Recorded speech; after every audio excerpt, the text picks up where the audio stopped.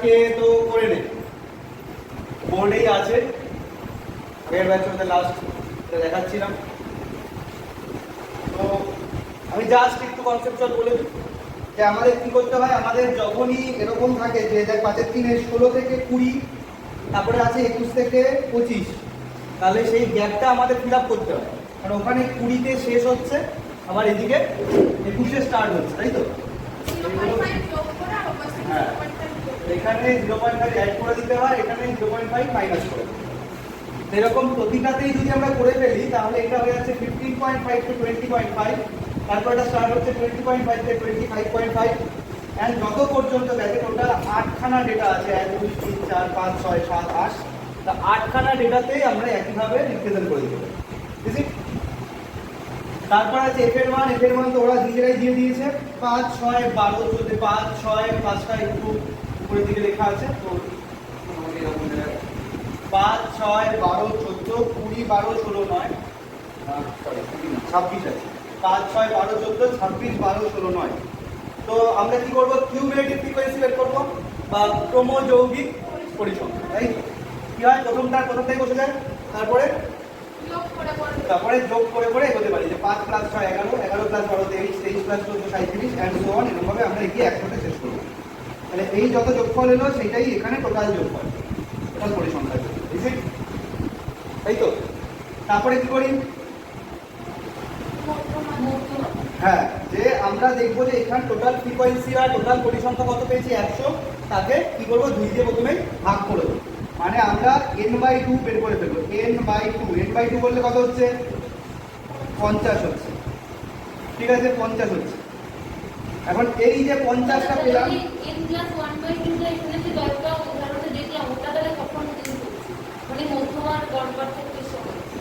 হ্যাঁ ওইটা হলো যদি প্রথমত শ্রেণী না থাকে, খেয়াল করবি এটা কিন্তু শ্রেণী আছে, শ্রেণী থাকলে সিম্পলি যাই পাই, সে জোড় সংখ্যাই পাই বা বিজোড় সংখ্যাই পাই, সিম্পলি ওটাকে 2 দিয়ে ভাগ করবো।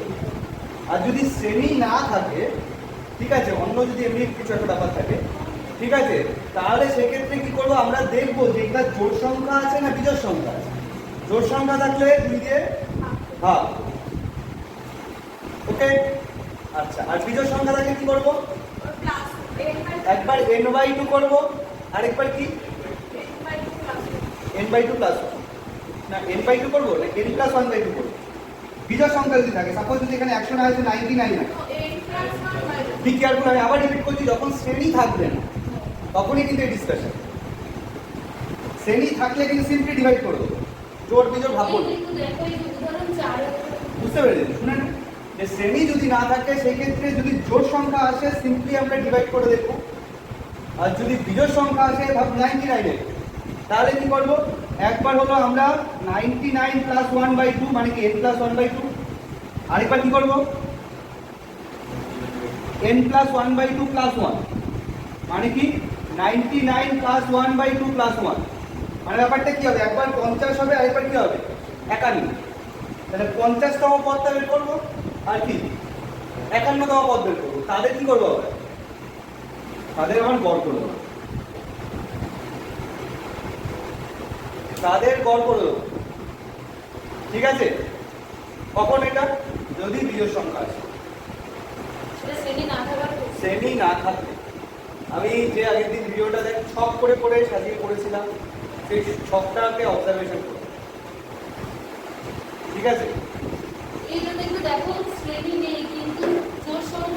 কত নাম্বার উদাহরণ, জোড় সংখ্যা থাকলে তো সিম্পলি ডিভাইড করো, উদাহরণ 4, হ্যাঁ উদাহরণ 4, উদাহরণ 4 কি 2, উদাহরণ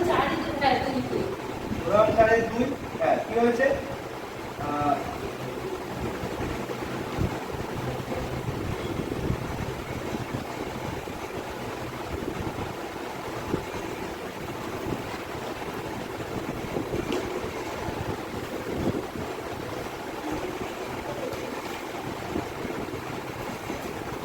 হ্যাঁ এটা ভুল ছাপিয়েছে, পরে গিয়ে দেখ আবার ঠিক লিখেছে, ক্রমযৌগিক পরিসংখ্যানের মান n/2 বা 50-এর থেকে বড়।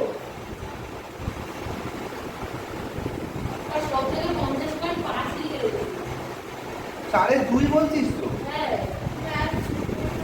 কি আছে এটা, কি আছে 60 60 61 62 লেখা দেখো n প্লাস 1/2 তম মানে 50 পার 0.5 তম অবস্থানে উচ্চতার মাপ। তাহলে কি আমরা নতুন বই এটা নেই। তাহলে আমরা সিম্পলি দেখ, মূল ফান্ডামেন্টাল বিষয়টা বোঝ, ঠিক আছে? হয়তো ওখানে একটু গন্ডগোল থাকতে পারে। সিম্পল n/2 তো জোড় সংখ্যা থাকলে n/2 বিজোড় হলে শ্রেণী থাকলে সব সময় এইবার শ্রেণী থাকলে কি সেইটা ডিসকাশনে আছে, মানে এই অঙ্কটা ডিসকাশনে 5-এর 3 ডিসকাশন যেটা করছিলাম, যাই আসুক না কেন জোড় বা বিজোড় আমরা কিচ্ছু ভাববো না, কি করব সিম্পল 2 দিয়ে ভাগ করব 50 এসে। এবার 50টা কি দেখবো, কাকে পার করে এসছে আর কাকে পার করেনি। 50 কোন কোন কলামের কিউমুলেটিভ ফ্রিকোয়েন্সি বা ক্রমযৌগিক পরিসংখ্যা, এটা ক্রমযৌগিক পরিসংখ্যা পেয়েছিলাম।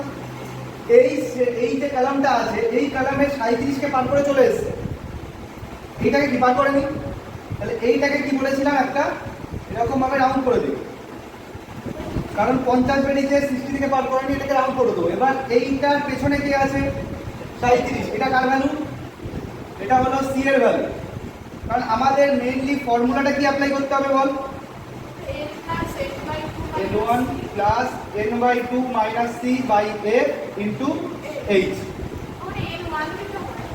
L1 অসুবিধা নেই, L ও দিতে পারি, ম্যাটার করছে, ঠিক আছে? তাহলে কি দাঁড়ালো দেখ, অলরেডি কিন্তু n/2 এর ভ্যালু পেয়ে গেছি 50। এবার সেটা যাকে পার করে চলে এসেছে সেটা হলো কি আমাদের c এর মান, লাস্ট যাকে ছাড়িয়ে এসেছে, লাস্ট ক্রমযৌগিক পরিসংখ্যা, তাহলে 37 হলো c এর মান পেয়ে গেল। এবার এটাকে সারাউন্ড করে দিয়েছি নাও, এই বরাবর এবার বাঁ দিকে যেতে থাকবো, বাদ বাকি মানগুলো পেতে পারবো। দেখ তাহলে এই দিকে বরাবর বাঁ দিকে এলে এটা কি আছে f, তাহলে এইটা কার মান, এই ফর্মুলার f এর মান। আচ্ছা আরেকটু বাঁ দিকে চলে যাবে, আরেকটু বাঁ দিকে চলে গেলে এই যেটা পেয়ে যাচ্ছি, এটা এই ফর্মুলার কার মান, L1 এর মান, এটা হলো L1 এর মান। তাহলে L1 পেয়ে গেলাম, f পেয়ে গেলাম c, L1 f c আর n/2 পেয়ে গেছে, তাহলে কি বাকি h। h মানে হলো এই ডিসটেন্সটা কত আছে 5 ইউনিট, এটা হলো h এর মান। ওকে, তাহলে এইগুলো যখনই আমরা বসিয়ে দেবো, এখানে দেখা যাচ্ছে m এর মান এসছে এই যে 38, m এর মান আছে, এটা হলো m এর সূত্র বা মিডিয়ান বা মধ্যমা, সেটার ভ্যালুটা কত এসছে 38 এসছে। তো এইবার আমাদের টার্গেটটা কি, xi মাইনাস m বের করতে হবে। xi বলতে কি, যখন আমাদের রেঞ্জ থাকবে না, ভালো করে শুনবি, যখন রেঞ্জ থাকবে না এখান বরাবর যে x এর মানটা থাকে সেই x থেকে মিডিয়ান মানে মধ্যমাটাকে বিয়োগ করতে হবে। কিন্তু এখানে তো রেঞ্জ আছে, একটা বিস্তার আছে, শ্রেণী আছে, তাহলে সেটার ক্ষেত্রে কি করবো, তার মাঝখানের মান করবো। 15.5 আর 20.5 এর মাঝখানের মান কত 18। এই যে মধ্যমান লেখা আছে ব্র্যাকেটে xi, যখন শ্রেণী থাকবে বা বিস্তার থাকবে তার ঠিক অর্ধেক মানটা নেব, বা বাকি হিসাব বলতে পারি এটাকে যোগ করে 2 দিয়ে ভাগ, তাহলে এটা হচ্ছে 18, এইটার মধ্যমান 23, এইটার 28, এটার 33, এইটার 38, এটার 43, এটার 48, এটার 53, ঠিক মাঝের ভ্যালু। তাহলে মাঝের মানগুলো পেয়ে গেলাম। এবার আমাদের কি এদের প্রত্যেকটা থেকে কাকে বিয়োগ করব, m কে বিয়োগ করব। এটা লেখা হয়েছে mod of xi minus m, শুধু বিয়োগ করব না, বিয়োগ করলে মডিউলাস মান বের করব, মানে অলওয়েজ তাহলে কি হবে পজিটিভ, কখনো নেগেটিভ মান পাবো না, যেহেতু মডিউলাস নিয়েছি পরম মান। তাহলে 18 মাইনাস 38 করলে কত হয় -20, তার মডিউলাস নিলে কত হচ্ছে 20। সিমিলারলি 23 মাইনাস 38 -15, মডিউলাস নিলে +15 এন্ড সো অন পেতে থাকবে, একইভাবে পেতে থাকবে বিয়োগ করে। বাট এই যে পেলাম, এইবার ভালো করে অবজার্ভ করবি, এই মানগুলো যোগ করে কোনো লাভ নেই, কিন্তু যখন ফ্রিকোয়েন্সি থাকবে ফ্রিকোয়েন্সির সাথে এদের গুণ করতে হবে, ফ্রিকোয়েন্সি আছে যখন তাহলে আমাদের গুণ করতে হবে। তাহলে কি হবে, এই কলাম পাবো যে f into mod xi minus m, তাদের সাথে গুণ হয়েছে, f এর সাথে এটার গুণ হয়েছে, তাহলে 5 ইনটু 20 কি হচ্ছে 100, 6 ইনটু 15 90, 12 ইনটু 10 120, এরকম ভাবে 70, 26 ইনটু 0 0, 12 ইনটু 5 60, 16 ইনটু 10 160, 9 ইনটু 15 135। এবার এইটার টোটাল যোগফল হলো কত 735। এবার মধ্যমান আমাদের সূত্র কি, মধ্যমা তো বেরিয়ে গেছে আগে, মধ্যমা থেকে গড় পার্থক্য নিই না, সূত্র কি, এটা যোগফল ডিভাইডেড বাই তাহলে আমাদের সূত্রটা হলো summation of f into mod xi minus m divided by হয় n অথবা সামেশন অফ f লিখতে পারি। মিন সামেশন অফ f মানে এই তাহলে কি হচ্ছে 735 বাই কত 100।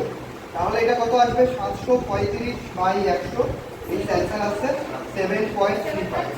এটা হলো ফাইনাল অ্যান্সার বলো করে নিতে পারিস। অতি সংক্ষিপ্তর 10 বলছে যে যৌগিক গড় থেকে গড় পার্থক্য নিয়ে। যৌগিক গড় মানে কি মধ্যম, বেশ x দিয়েছে কত আর f দিয়েছে কত সেই লিস্ট আমরা আগে বানিয়ে দেব। 10 11 12 13 14 10 11 12 13 14 তাই তো। f 1 2 4 2 1 1 2 4 2 1। আচ্ছা প্রথম কথা এখানে কোনো শ্রেণী নেই, আর দ্বিতীয় কথা এখানে প্রথমে মধ্যক বের করতে হবে মানে x বার। x বারের সূত্র আমাদের কি,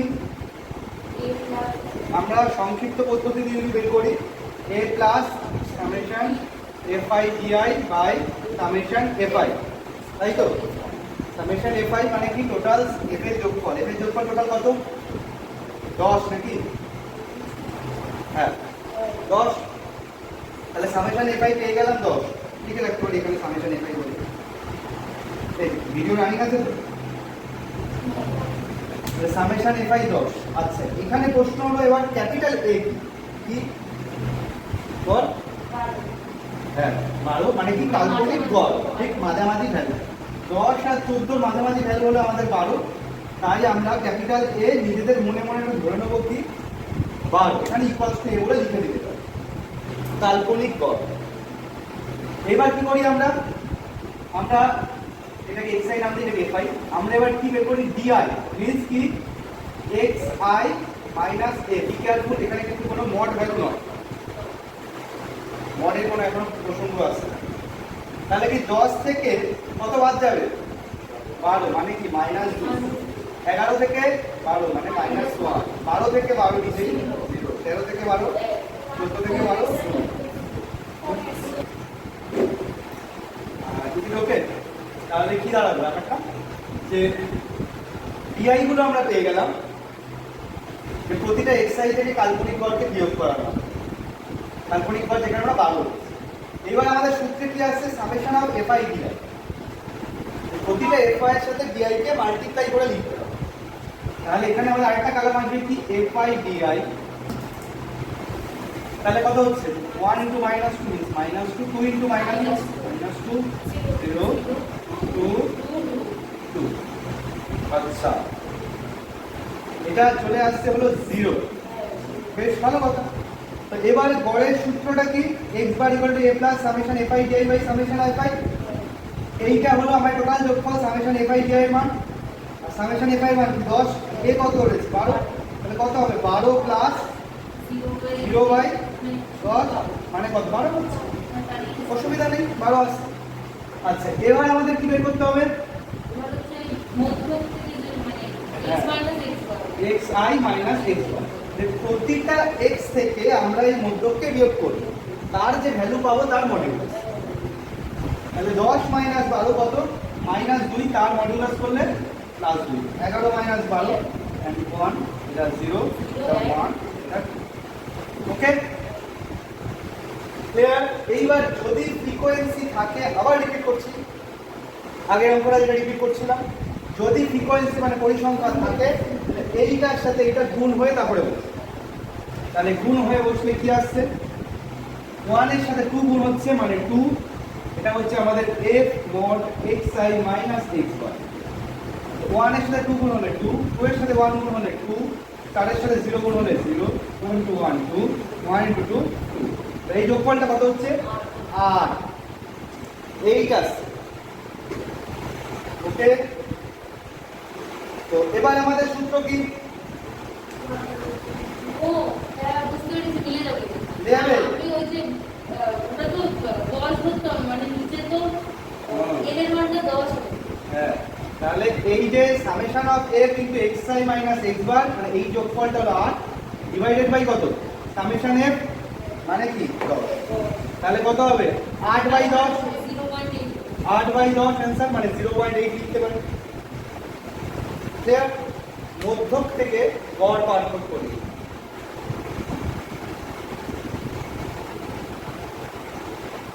যদি এইটার সাথে এক্সট্রা যুক্ত থাকতো যে গড় বিস্তারাঙ্ক কত হবে আমরা পেলাম 0.8 পেলাম গড় বিস্তারাঙ্ক কি করব এটাকে আবার কি দিয়ে ভাগ করতে হবে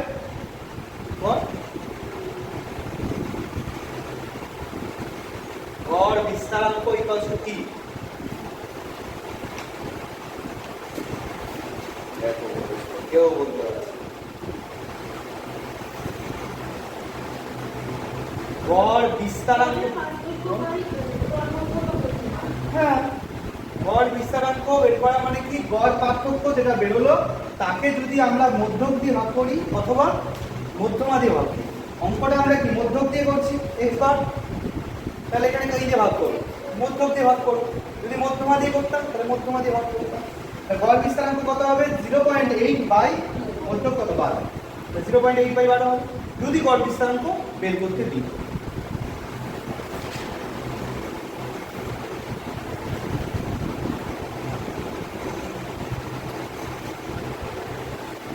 There. বল আর কিছু আটকাচ্ছেন এখানে দাদা কিছু আটকাচ্ছে আর কারো কিছু আটকাচ্ছে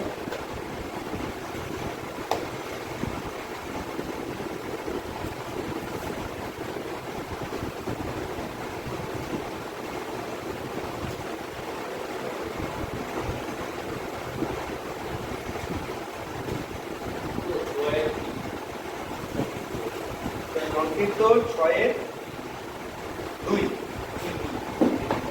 বি বলতে 2 আছে মানে 95 থেকে 105 ও আচ্ছা 95 থেকে 105 105 থেকে 115 এগুলো তাই তো দেখি এটা কি দাঁড়াচ্ছে এটাকে পুরো মুছেই দিই এটা নাম মুছে পুরো রেখে দিই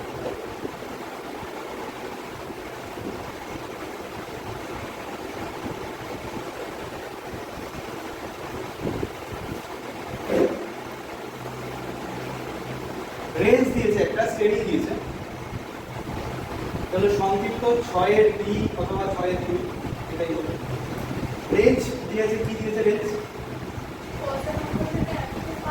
95 থেকে 105 তো 5 থেকে 115 15 থেকে 125 25 থেকে 135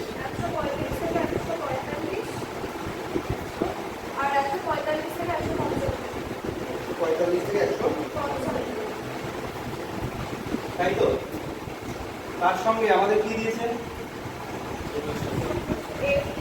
এফআই দিয়েছে এফআই কত দিয়েছে হ্যাঁ 9 13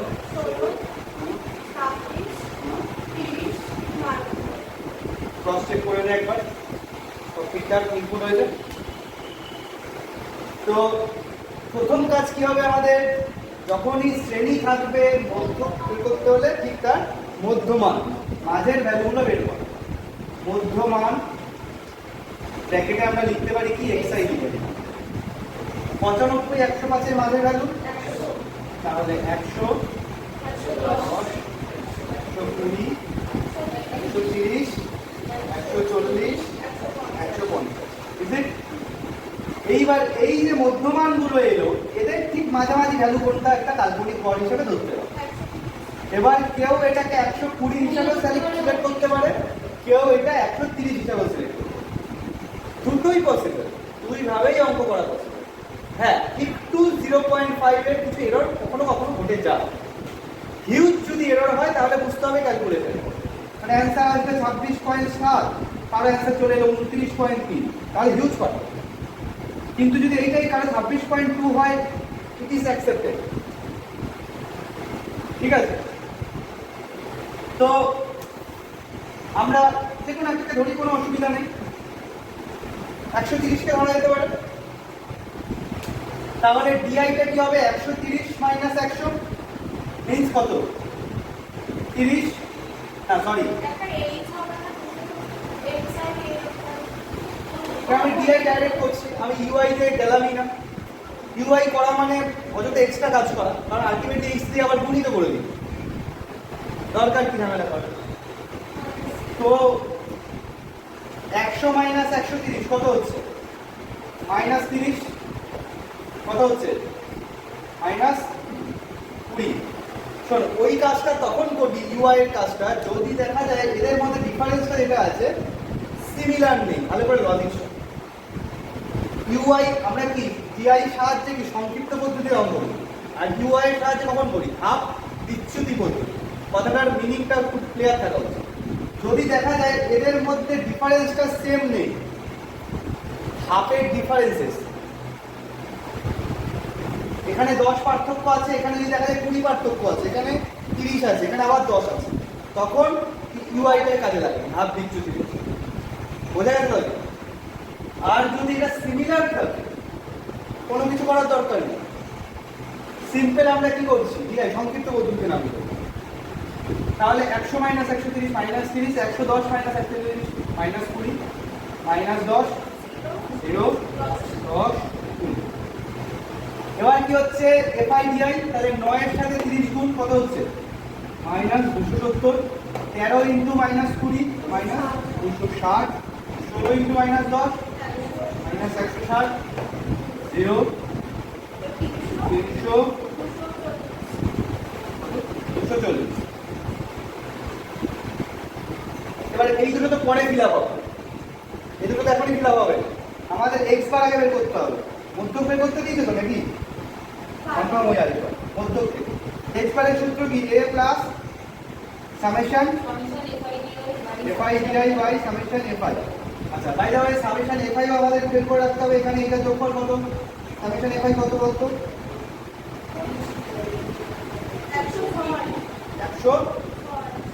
106 এসছে ক্রস চেক করে নে 106 আসছে 13 21 35 50 60 93 106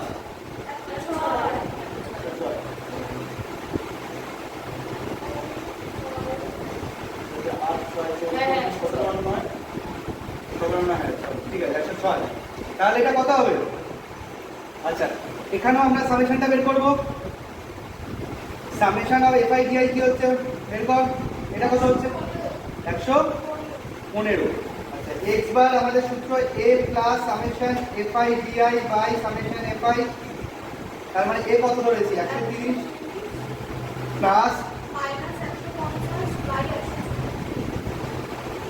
150 বাই 106 এটা মাইনাস 115 হয়েছে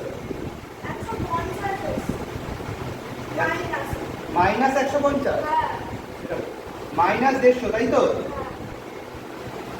তাহলে মাইনাস 150 বাই 106 এবার এই প্রসঙ্গে একটা কথা আমি বলে দিই ভেরি ইম্পর্টেন্ট কথা যদি কেউ 120 হতো তাহলে এটা দেখতে মাইনাস আসতো মানে অ্যাকচুয়ালি গড়টা কি হবে ভালো করে খেয়াল কর গড়টা কি হবে 120 আর 130 এর মাঝামাঝি একটা ভ্যালু আছে এটাই ঘটবে প্র্যাকটিক্যালি এবার 130 ধরার জন্য মাইনাস এসে কি হচ্ছে একটু পিছিয়ে যাচ্ছে যদি কেউ 120টাকে এ ধরতে কাল্পনিক ঘর তাহলে কি হচ্ছে এগিয়ে যেত হ্যাঁ ক্লাসটা বেশি হতো এখানে পজিটিভ আছে ঠিক আছে এটা আপনার কি ঘটে গেল ম্যাচ হয়ে এইটা কত অ্যান্সার দিচ্ছে 128.58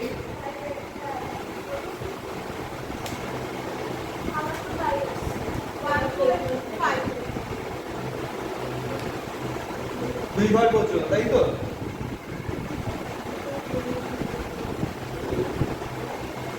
12858 এবার কি করবো বল mod of xi minus x বার প্রতিটা মধ্যমান থেকে মধ্যকটা বিয়োগ করব তার মডিউলাস কত হচ্ছে আমার একটা পয়েন্টে একটু প্রবলেম হলো আমি ইউআই বের করেছি একটা বলে তো পয়েন্ট সরে যাবে না তার মানে প্রথমটা 285.8 হ্যাঁ একই আসবে xi থেকেই তো বিয়োগ করছি। হ্যাঁ, আমার শুধু একটা পয়েন্ট সরে যাবে। কেন একটা পয়েন্ট কেন শুরু আমি তো আমার 10 দিয়ে ভাগ করেছিলাম, h টা বের করে। কোন না আলটিমেটলি মধ্যক এটা এসছে তো, হ্যাঁ, মধ্যক তো এটা এসছে। হ্যাঁ। এবার মধ্যকটা থেকে এইটা থেকে যখন এই মধ্যক বিয়োগ তখন করছিস তো মাঝখানে গুলো লাগছে না। না মাঝে কোনো কারণ তো লাগছে না, এটা 100 থেকে এটা বিয়োগ হবে। কিন্তু ঘুরে ফিরে বিয়োগ। তো এখানে 28.58 110 থেকে এটা বিয়োগ হলে 18.58 এইটা 8.58, হ্যাঁ 1.45, 1.45 তো 45, 2 হচ্ছে 58 আছে।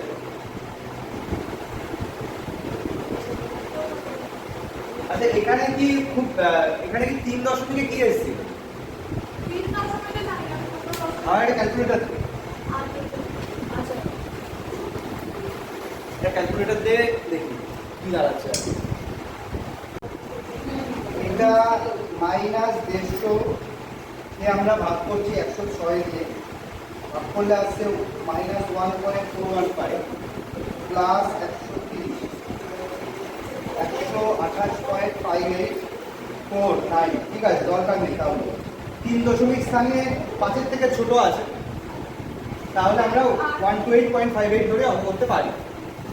অ্যাকচুয়ালি এরর যেটা আসে না, এরর আসে হলো এই পয়েন্টের পরে এই ভ্যালুগুলোর জন্য, এই যেগুলো এসছে এগুলোর জন্য এরর চলে আসে। এগুলোকে কিছু ছোট ছোট পার্থক্য তৈরি করে, তো ছোট পার্থক্যটাই পরে গিয়ে দেখা যায় একটু বড় পার্থক্য পেয়ে যাবে। ঠিক আছে, তাই বলে হিউজ যদি পার্থক্য হয়ে যায় তাহলে বুঝতে হবে অঙ্ক ভুল আছে। ঠিক আছে, যদি পয়েন্ট লেভেলের পার্থক্য থাকে তাহলে ঠিক আছে, শুধুমাত্র ওইগুলোর জন্য অ্যান্সারে ফেল করবে, সেগুলো নেগলেজেবল ধরা হবে, মানে উপক্ষণীয়। তাহলে এটা কি হচ্ছে 130 থেকে এইটা যদি বিয়োগ করি 1.43 হবে, এটা নিঃসন্দেহ। এইটা থেকে এইটা বিয়োগ করলে কত হচ্ছে? 140 42 হচ্ছে। আর এটা থেকে এটা করলে 21 পয়েন্ট। এটা হলো এইটা পেলাম। মানে f এর সাথে আবার এটা গুণ করতে হবে। 9 এর সাথে যদি এটা গুণ করি কি আসবে? একটু ক্যালকুলেটিভ, এটা 57.22 257.22 13 into 13 এর সাথে 18.58 18.58 241.52 16 into 8.58 16 into 8.58 137.28 137.28 130 into 1.42 130 into 1.42 184.6 oh sorry 130 দিয়ে গুণ করে দিচ্ছি 26 into 1.42 26 into 1.42 36.92 তাই তো 36.92 আচ্ছা এবার আছে 30 এখানে 2.42 72.6 ভুল বললাম 30 into 11.42 342.6 আর 12 into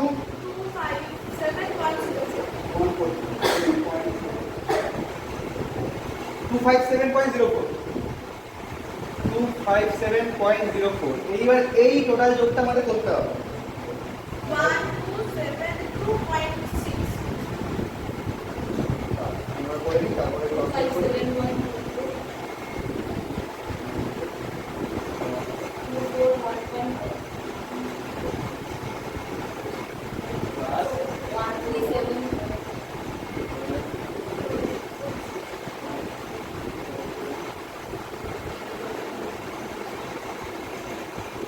1272.4 এটা এসছে না 6 হ্যাঁ তাই আছে 6 1272.6 এইটা আমরা পেয়ে গেলাম f xi x বারের সামেশন ভ্যালু এক্স্যাক্টলি। এবার আমরা fi কে সিম্পল ভাগ করে দেবো, কারণ আমাদের গড় পার্থক্য কি হয় summation f xi x bar by summation fi। Summation fi 106 পেয়েছিলাম, তাহলে 1272.6 বাই 106 এইটাকে যদি 106 দিয়ে ভাগ করি 12.01 হ্যাঁ 12.01 লিখতে পারো, কারণ 005 বেরোচ্ছে, এটা অ্যাপ্রক্সিমেট ইকুয়াল টু 12.01 দুইবার করে। অ্যান্সারে কি আছে? 6/2 9.44 কত? 9.44 না না না না 11.29 মানে 11.29 তাহলে ঠিক আছে 6/2 তো 6/2 দেয়। না না 2 দিন না 6 এর 2 দেয় 6 কারণ 6 এর নতুন বইয়ে 6/2 কি আছে? 11.29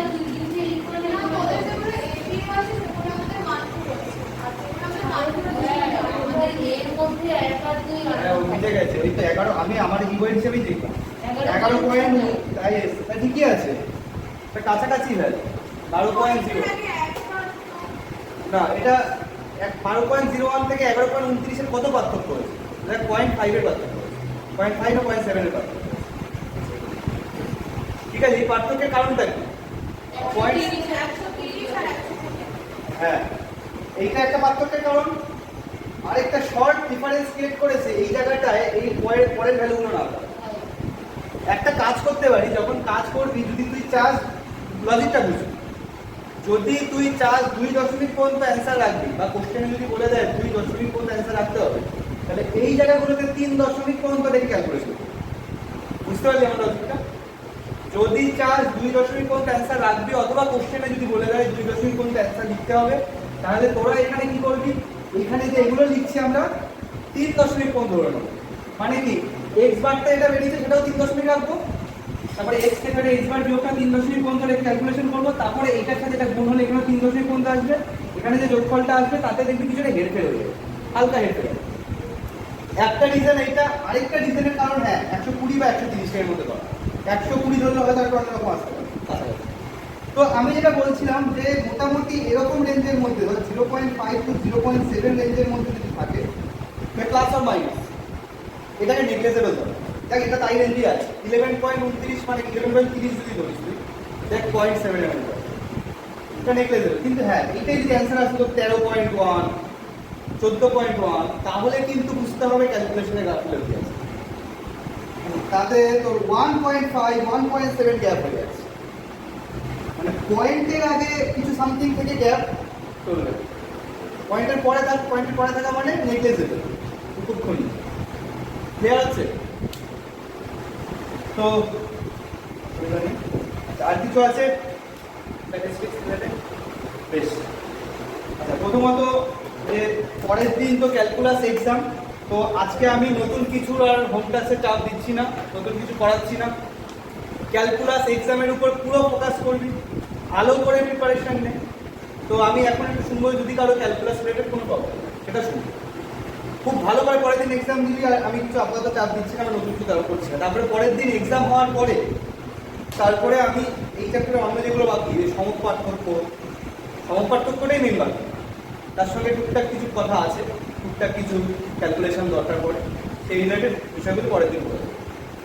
তারপরে তো আবার সোমবার পরীক্ষা, সোমবার ক্লাস হওয়ার পরে আবার এক সপ্তাহ একটা ছুটি থাকবে।